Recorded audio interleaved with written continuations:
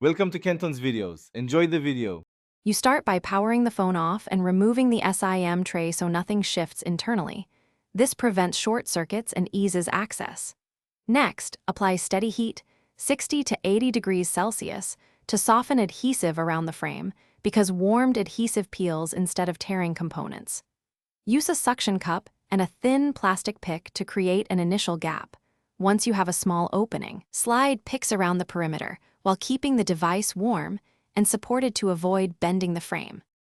Once the outer panel is loose, you remove screws securing the midframe and carefully lift it to expose flex cables. This reveals the battery and LCD connector. Make sure you disconnect the battery first to eliminate power.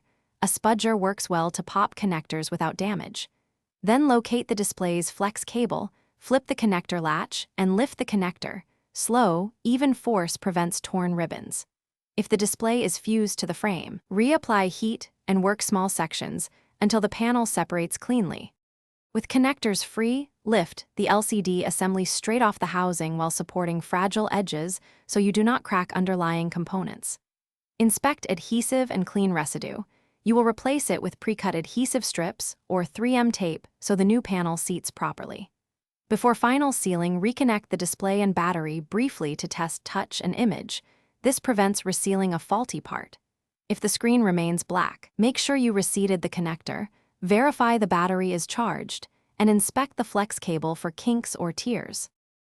Thanks for watching. Consider subscribing if we helped you.